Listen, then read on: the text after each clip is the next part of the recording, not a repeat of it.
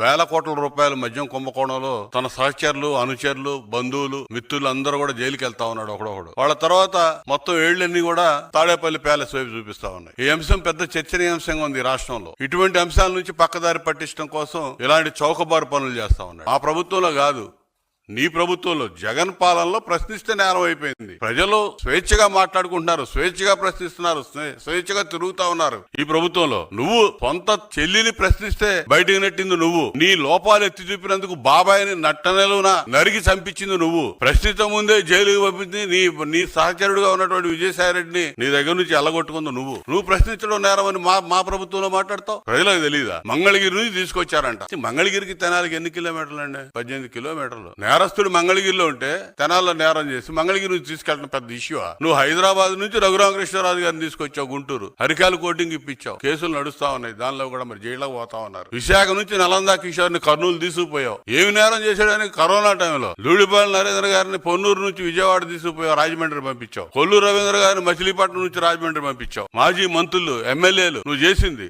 Ash అనే social media activist ని హైదరాబాద్ నుంచి గుంటూరు తీసుకొచ్చావు. అచ్చెన్నాయుడు గారిని మా పార్టీ అధ్యక్షుడిగా పనిచేసిన, ఇవాళ మంత్రిగా ఉన్నటువంటి, గతంలో మంత్రిగా పనిచేసినటువంటి అచ్చెన్నాయుడు గారిని ఆపరేషన్ చేయించుకొని ఉంటే శ్రీకాకుళం నుంచి గుంటూరు నాన్ స్టాప్ గా జర్నీ చేపించి ఆయన మళ్ళా ఆసుపత్రి పాలు చేశావు. నువ్వు చెప్తావా మంగళగిరి నుంచి తీసుకుపోయారంట ఒక నేరస్తుని, ఒక గంజాగాడిని. మాజీ ముఖ్యమంత్రి సిగ్గుండాలి కదా, నువ్వు మాట్లాడే ప్రతి మాటకు కూడా కొంచెం వాల్యూ ఉంటది. ఒక హోదా, ఒక స్థాయి ఎలగబెడితే సమాజంలో మన మాట కొంచెం విలువ ఉంటది. అది పోగొట్టుకుంటే ఎట్లా? కొట్టే అధికారం పోలీసులకి ఎవడిచ్చాడట? లేదంటున్నాడు. లేదనే మేము చెబుతున్నాం, ఎవడో సమర్థించట్లా. పోలీసులు కొట్టే అధికారం ఉందని మేము చెప్పట్లా. కానీ నీ సంగతి నువ్వు చూసుకో. మాస్క్ పెట్టుకోలేదని చెప్పి కిరణ్ అనే యువకుడిని చీరాల్లో కొట్టి చంపేశారు మీ పోలీసులే. డాక్టర్ సుధాకర్ మాస్క్ కావాలని చెప్పి కరోనా టైంలో ప్రశ్నించినందుకు అతను నడి రోడ్డు మీద పెడరెక్కలు ఇరిసి మోకాళ్ళ మీద కింద కూర్చోబెట్టి డాక్టర్ ని పిచ్చాణి చేసి చంపేశారు డాక్టర్ సుధాకర్ ని. ఎవరిది పాపం? నీ హయాంలో నీ పోలీసులు చేసిన పాపం ఇది. దోమతోటి విక్రమ్ గురజాల కుర్రాడు హైదరాబాద్ లో పనిచేసుకుంటా ఉంటే పిలిపించి అవతల ప్రత్యర్థులకు అప్పచెప్పి హత్య చేపించారు. సుధాకర్ ని పెడరెక్కలు విరిచి ఏ విధంగా కట్టి తీసుకెళ్తున్నారు పోలీసులు.